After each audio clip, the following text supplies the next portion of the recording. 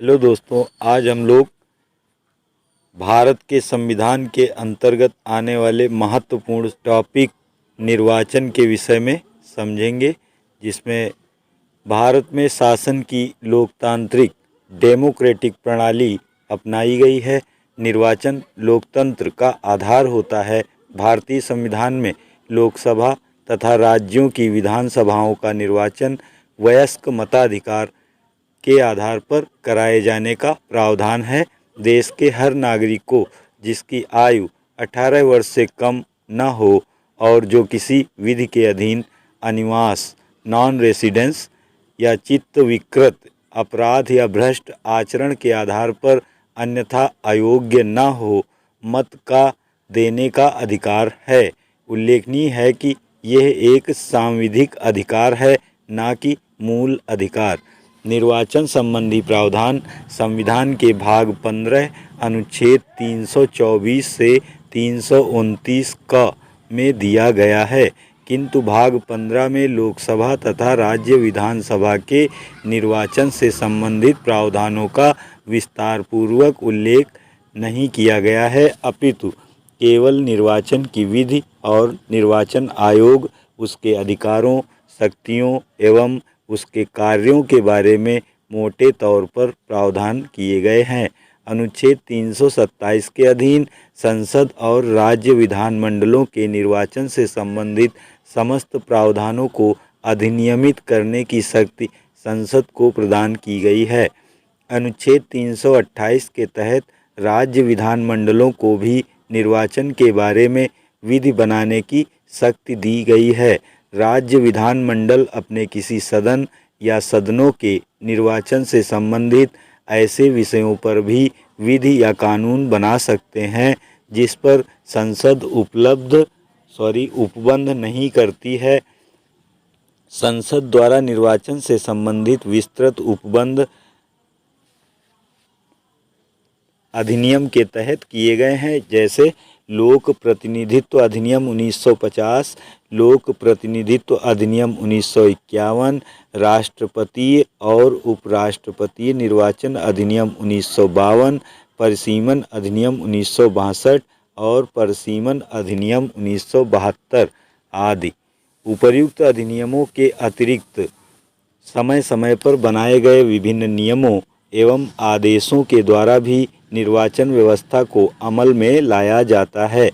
निर्वाचन आयोग यानी इलेक्शन कमीशन भारतीय संविधान के अनुच्छेद 324 के तहत निर्वाचन आयोग के बारे में उपबंध किया गया है। भारत का निर्वाचन आयोग एक स्थायी संवैधानिक निकाय है। इसकी स्थापना 25 जनवरी सन 1950 को की गई थी।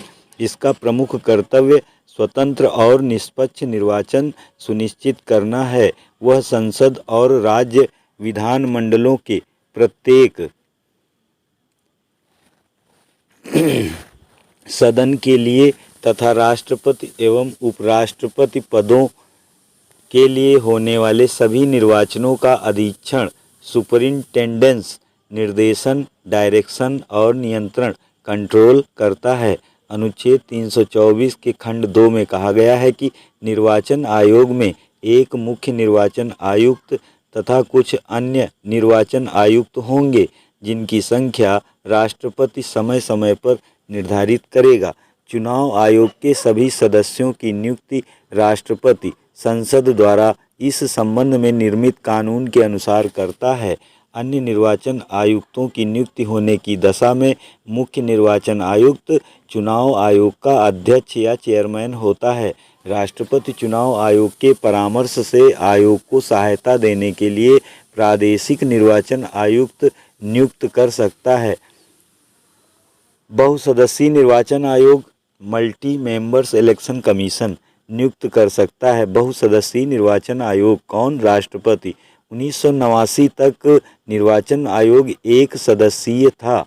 16 अक्टूबर सन 1989 को एक राष्ट्रपतीय अधिसूचना द्वारा 2 और निर्वाचन आयुक्तों की नियुक्ति का प्रावधान किया गया तथा श्री एस धनोआ और श्री वी सहगल को अन्य निर्वाचन आयुक्त नियुक्त किया गया, लेकिन सरकार के इस निर्णय की तीव्र आलोचना के कारण यह अधिसूचना निरस्त कर दी गई और 1 जनवरी सन 1990 से निर्वाचन आयोग पुनः एक सदस्यीय हो गया।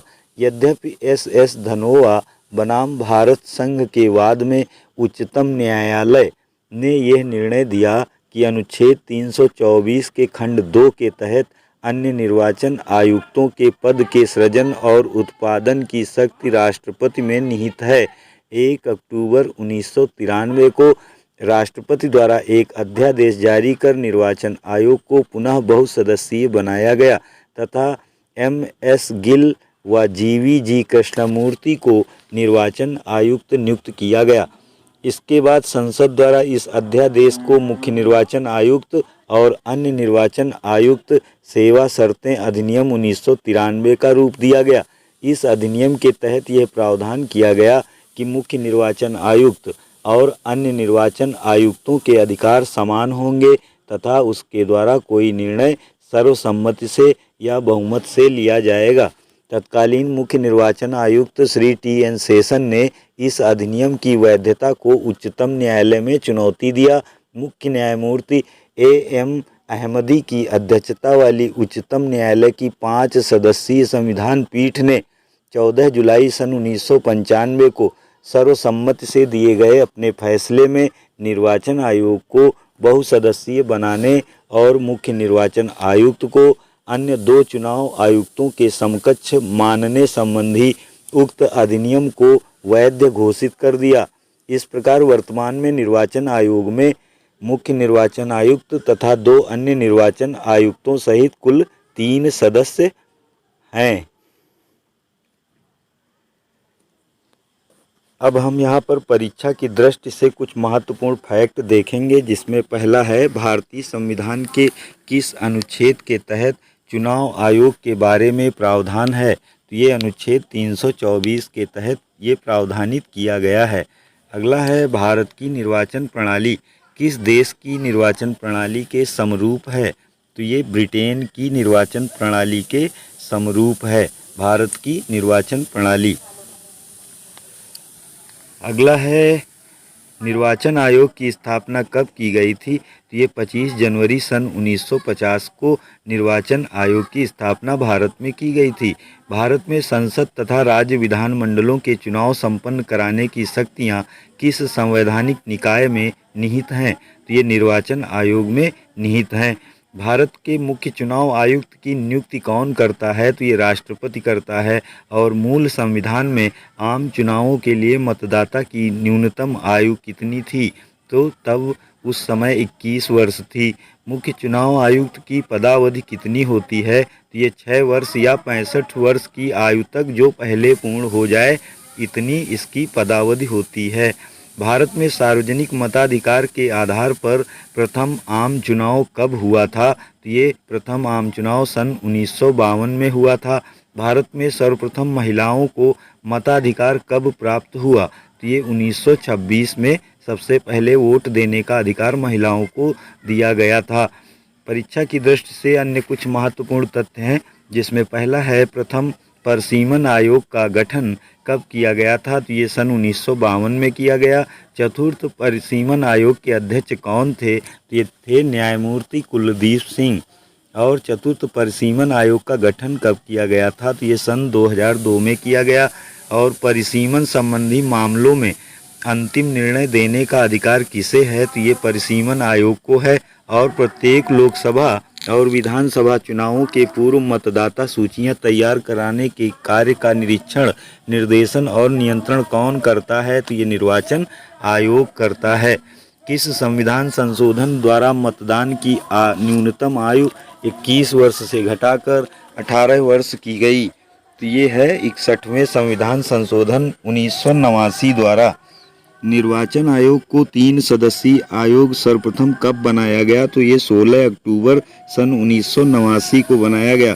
पहली बार जब चुनाव आयोग को बहुसदस्यीय बनाया गया उस समय भारत के मुख्य चुनाव आयुक्त कौन थे। तो उस समय थे RVS पैरी शास्त्री। अगला है राजनीतिक दलों को राज्य स्तरीय या राष्ट्रीय दलों के रूप में मान्यता कौन प्रदान करता है। तो ये करता है निर्वाचन आयोग। लोकसभा या विधानसभा आम चुनाव में 4 या अधिक राज्यों में कुल वैध मतों का 6% मत प्राप्त करने के साथ लोकसभा में कुल कितनी सीट जीतने वाले राजनीतिक दल को राष्ट्रीय दल का दर्जा प्रदान किया जाता है, तो कुल 4 सीटें जीतने वाले को राजनीतिक दल का दर्जा प्रदान कर दिया जाता है। अगला है, कम से कम 3 राज्यों से लोकसभा की कितनी सीटें जीतने वाले राजनीतिक दल को राष्ट्रीय दल की मान्यता दी जाती है, तो कम से कम 2% सीटें, अर्थात लोकसभा की कुल 543 सीटों में से 11 सीटें जीतना आवश्यक है। अगला फैक्ट है, किसी राजनीतिक दल को राज्य स्तरीय दल का दर्जा कब प्रदान किया जाता है, तो ये है जबकि उसने लोकसभा या विधानसभा के आम चुनावों में उस राज्य के कुल वैध मतों का 6% मत प्राप्त करने के साथ साथ विधानसभा की कम से कम 2 सीटें जीता हो, या उस राज्य की विधानसभा की कुल सीटों का 3% अथवा 3 सीटें जो अधिक हो जाएं वो जीती हों। यहाँ ध्यान देने योग्य तथ्य है, भारत में पंचायतों और नगर पालिकाओं के चुनावों का संचालन राज्य निर्वाचन आयोग द्वारा किया जाता है। अनुच्छेद 243 टा के तहत राज्य निर्वाचन आयोग की नियुक्ति राज्यपाल द्वारा की जाती है। भारत के निर्वाचन आयोग की भांति ही राज्य निर्वाचन आयोग भी एक स्वतंत्र व संवैधानिक निकाय है। पंचायतों और नगर पालिकाओं के निर्वाचनों के लिए निर्वाचक नामावली तैयार कराने और इन निर्वाचनों का अधीक्षण, निर्देशन और नियंत्रण करने की शक्ति राज्य निर्वाचन आयोग में निहित है। राज्य निर्वाचन आयुक्त की सेवा, शर्तें और पदावधि राज्यपाल द्वारा नियत की जाती हैं तथा उसे उसके पद से उन्हीं आधारों पर और रीति से हटाया जा सकता है जो उच्च न्यायालय या हाईकोर्ट के न्यायाधीशों के लिए विहित की गई हैं। स्मरणीय तथ्य के अंतर्गत देखेंगे, जिसमें पहला है, तीसरे मुख्य निर्वाचन आयुक्त के कार्यकाल से 6 वर्ष या 65 वर्ष की आयु तक वाली व्यवस्था व्यवहार में आई। श्रीमती रमा देवी एकमात्र महिला मुख्य निर्वाचन आयुक्त या कार्यवाहक आयुक्त रही हैं। भारत के मुख्य चुनाव आयुक्त जिन्होंने सेवानिवृत्ति के बाद राष्ट्रपति पद का चुनाव लड़ा वो हैं कौन? श्री TN शेषन। और चुनाव आयोग को पहली बार 1989 में जब 3 सदस्यीय बनाया गया तब भारत के मुख्य निर्वाचन आयुक्त RVS पेरी शास्त्री थे। यहाँ ध्यान देने योग्य है कि दूसरी बार 1993 में श्री TN शेषन मुख्य चुनाव आयुक्त थे। मान्यता प्राप्त राष्ट्रीय दल कौन कौन से हैं भारत में? तो वो है भारतीय राष्ट्रीय कांग्रेस, भारतीय जनता पार्टी, भारतीय साम्यवादी दल और भारतीय साम्यवादी दल मार्क्सवादी और राष्ट्रवादी कांग्रेस पार्टी और बहुजन समाज पार्टी। परीक्षा की दृष्टि से कुछ अन्य तथ्य हैं, जिसमें पहला है, राष्ट्रपति और उपराष्ट्रपति पद के लिए चुनाव का संचालन कौन करता है? तो ये भारत का निर्वाचन आयोग करता है। भारत में निर्वाचनों के लिए कौन कौन सी प्रणालियों को अपनाया गया है? तो इसमें है, वयस्क मताधिकार के आधार पर प्रत्यक्ष निर्वाचन प्रणाली लोकसभा तथा विधानसभा चुनावों में तथा अनुपातिक प्रतिनिधित्व की एकल संक्रमणीय मत प्रणाली राष्ट्रपति तथा उपराष्ट्रपति के चुनाव में अपनाई जाती है। सांसदों की अयोग्यता संबंधी प्रश्न पर निर्णय कौन देता है? ये राष्ट्रपति निर्वाचन आयोग की सलाह से निर्णय देता है अनुच्छेद 103 के तहत। दिनेश गोस्वामी समिति का संबंध किससे था? ये था चुनाव सुधारों से। परीक्षा की दृष्टि से अन्य कुछ महत्वपूर्ण तथ्य हैं, जिसमें 1 अक्टूबर 1993 को निर्वाचन आयोग को पुनः बहुसदस्यीय बनाया गया। अन्य निर्वाचन आयुक्तों के रूप में किसकी नियुक्ति की गई? ये थे GVG कृष्णमूर्ति एवं MS गिल की। मुख्य चुनाव आयुक्त श्री TN शेषन थे। भारत के प्रथम चुनाव आयुक्त कौन थे? तो ये थे सुकुमार सेन। मुख्य चुनाव आयुक्त व अन्य चुनाव आयुक्तों की नियुक्ति कितनी अवधि के लिए की जाती है? तो ये 6 वर्ष के लिए की जाती है, किंतु मुख्य चुनाव आयुक्त 65 वर्ष तथा अन्य चुनाव आयुक्त 62 वर्ष की आयु पूरी कर लेने पर पदमुक्त हो जाते हैं। मुख्य चुनाव आयुक्त को किन आधारों पर तथा किस प्रकार उसके पद से हटाया जा सकता है या पदमुक्त किया जा सकता है? कदाचार या असमर्थता के आधार पर संसद के दोनों सदनों द्वारा विशेष बहुमत से पारित प्रस्ताव द्वारा अर्थात उस प्रक्रिया द्वारा जो सर्वोच्च न्यायालय के न्यायाधीशों पर लागू होती है। भारत में निर्वाचन प्रक्रिया का प्रारंभ किस प्रकार होता है, तो ये निर्वाचन आयोग द्वारा इस प्रक्रिया का प्रारंभ किया जाता है। निर्वाचन की सिफारिश और राष्ट्रपति अथवा राज्य के राज्यपाल द्वारा निर्वाचन की अधिसूचना जारी किए जाने पर ध्यान देने योग्य है कि इसके बाद निर्वाचन तिथि और समय आदि की अधिसूचना निर्वाचन आयोग द्वारा जारी की जाती है। राष्ट्रीय मतदाता दिवस किस तिथि को मनाया जाता है भारत में, तो ये 25 जनवरी को राष्ट्रीय मतदाता दिवस मनाया जाता है। दिनेश गोस्वामी समिति का गठन किसके संबंध में सिफारिश देने हेतु किया गया था, तो ये चुनाव सुधारों के संबंध में सिफारिश देने हेतु किया गया था। अगला है लोकसभा चुनाव में सरकारी निधियन की सिफारिश किस समिति ने किया था, तो ये दिनेश गोस्वामी समिति ने किया था। अगला फैक्ट है क्या आप जानते हैं शीर्षक के अंतर्गत, जिसमें पहला है निर्वाचन आयोग का गठन 25 जनवरी 1950 को संविधान लागू होने से एक दिन पूर्व किया गया था। इसी कारण वर्ष 2011 से 25 जनवरी को राष्ट्रीय मतदाता दिवस प्रतिवर्ष राष्ट्रीय मतदाता दिवस के रूप में मनाया जाता है। संविधान में निर्वाचन आयुक्त पद के लिए किसी प्रकार की योग्यता अथवा उसके लिए शपथ या प्रतिज्ञान के बारे में कोई प्रावधान नहीं किया गया है। चुनाव की अधिसूचना लोकसभा व राज्यसभा के लिए राष्ट्रपति तथा विधानसभा व विधान परिषद के लिए राज्यपाल जारी करता है। लोकसभा तथा राज्य विधानसभाओं के चुनाव वयस्क मताधिकार के आधार पर प्रत्यक्ष ढंग से संपन्न होते हैं, जबकि राष्ट्रपति, उपराष्ट्रपति, राज्यसभा व विधान परिषदों के चुनाव आनुपातिक प्रतिनिधित्व पद्धति के अनुसार एकल संक्रमणीय मत प्रणाली द्वारा अप्रत्यक्ष रूप से संपन्न होता है, जिसमें मतदान गुप्त होता है। मूल संविधान में राजनीतिक दलों के संबंध में कोई उल्लेख नहीं था। 52वें संविधान संशोधन अधिनियम 1985 द्वारा संविधान में 10वीं अनुसूची को जोड़कर राजनीतिक दलों को संवैधानिक मान्यता प्रदान की गई है। 10वीं अनुसूची में दल परिवर्तन के आधार पर निरर्हता डिस्क्वालीफाइंग का उपबंध भी है। राजनीतिक दलों को मान्यता और चुनाव चिन्हों का आवंटन चुनाव आयोग द्वारा चुनाव चिन्ह आरक्षण तथा आवंटन आदेश 1968 के अनुसार किया जाता है। यदि कोई राजनीतिक दल राष्ट्रीय दल या राज्य स्तरीय दल के रूप में अपनी मान्यता खो देता है तो उसे 6 वर्ष तक चुनाव चिन्ह रखने की अनुमति प्रदान की जाती है, किंतु मान्यता प्राप्त दलों को मिलने वाली विशेष सुविधाएं उन्हें नहीं प्रदान की जाती। वी.एन. तारकुंडे समिति जो कि 1980 में आई थी, दिनेश गोस्वामी समिति 1990 के अंतर्गत बनी और के संथानम समिति तथा इंद्रजीत गुप्त समिति 1998 का संबंध भी चुनाव सुधार से ही है। मताधिकार की आयु 21 वर्ष से घटाकर 18 वर्ष करना, राज्य निर्वाचन आयोग की स्थापना, चुनाव आयोग को बहुसदस्यीय बनाना, उम्मीदवारों के व्यय का लेखा जोखा रखना तथा रेडियो और दूरदर्शन पर प्रचार के लिए समय दिए जाने आदि संबंधी प्रमुख सिफारिशें तारकुंडे समिति ने दिया था। मतदान में इलेक्ट्रॉनिक वोटिंग मशीन ईवीएम का प्रयोग करने, लोकसभा चुनाव में सरकारी निधियन की मतदाताओं को फोटो युक्त परिचय पत्र उपलब्ध कराए जाने की तथा लोक प्रतिनिधियों के रिक्त स्थानों को 6 माह के भीतर भरे जाने आदि की सिफारिश दिनेश गोस्वामी समिति ने किया था। चुनाव में भाग लेने वाले उम्मीदवारों के लिए न्यूनतम शैक्षिक योग्यता निर्धारित करने की सिफारिश के संथानम समिति ने किया था। लोक प्रतिनिधित्व संशोधन अधिनियम 1989 द्वारा इलेक्ट्रॉनिक वोटिंग मशीन ईवीएम के उपयोग को मान्यता प्रदान किया गया तथा यह प्रावधान किया गया कि चुनाव अधिसूचना से चुनाव परिणाम आने तक चुनाव कार्य में लगे सभी अधिकारियों पर निर्वाचन आयोग का नियंत्रण होगा। इस प्रकार निर्वाचन प्रक्रिया से संबंधित कर्मचारियों को निर्वाचन आयोग के अधीन कर दिया गया।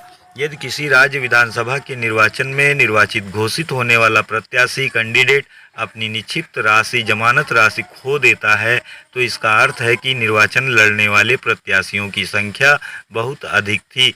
यहाँ पे ध्यान देने योग्य है कि किसी चुनाव में यदि कोई प्रत्याशी कुल पड़े हुए वैध मतों का न्यूनतम 1/6 मत प्राप्त नहीं करता तो वह अपनी जमानत राशि खो देता है। लोक प्रतिनिधि संशोधन अधिनियम 1992 के अनुसार प्रत्याशियों की अंतिम सूची के प्रकाशन के पूर्व यदि मान्यता प्राप्त राजनीतिक दल के किसी प्रत्याशी की मृत्यु हो जाती है तो चुनाव प्रक्रिया को स्थगित नहीं किया जाता है, बल्कि संबंधित राजनीतिक दल को 7 दिन के भीतर किसी अन्य प्रत्याशी को नामांकित करने की सुविधा दी जाती है।